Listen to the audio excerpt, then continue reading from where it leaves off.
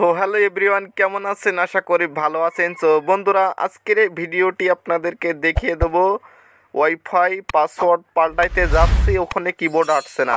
আমাকে রাতুল ভাই বলছে, ভাই আমি ওখানে পাসওয়ার্ড পাল্টাইতে যাচ্ছি কিন্তু কিবোর্ডটা ওখানে আসছে না, মানে কিবোর্ডটা শো করছে না।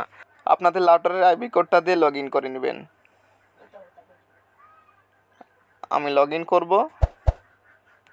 আপনাদের যদি সিকিউরিটির পাসওয়ার্ড যদি মারা থাকে, সিকিউরিটির পাসওয়ার্ডটা দিয়ে লগ ইন করে নেবেন। তারপরে ডান দিকে দেখতে পাচ্ছেন থ্রি লাইন, এই থ্রি লাইনে ক্লিক করে দেবেন, তিনটা দাগ সাদা। এই থ্রি লাইনে ক্লিক করে অল সেটিংসে ক্লিক করবেন। ওয়াইফাই অপশন দেখা যাচ্ছে এখানে, ও একদম উপরেরটা। তারপরে যে এরকম একটা ইন্টারফেস আসবে আপনাদের মাঝে।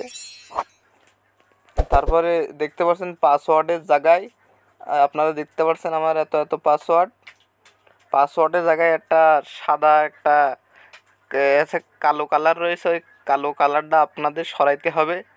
দেখতে পাচ্ছেন হালকা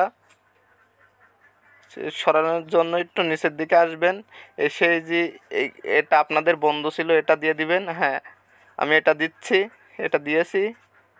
এটা চালু করে দিয়ে এবার আমি দেখব পাসওয়ার্ডটা পাল্টানো কি যায় নাকি। হ্যাঁ, এবার আমার কিবোর্ড আসছে এখানে। আপনাদের ইচ্ছা মতো পাসওয়ার্ডটা দিয়ে দিবেন। তো এটা সিলেক্ট করে নিচের দিকে দেখতে পাচ্ছেন ওকে, ওকেতে ক্লিক করে দিবেন। আপনাদের ইচ্ছা মতো পাসওয়ার্ডটা দিয়ে নিচের দিকে সেভ করে দিবেন। সো এই ছিল আজকের এই ভিডিওটি।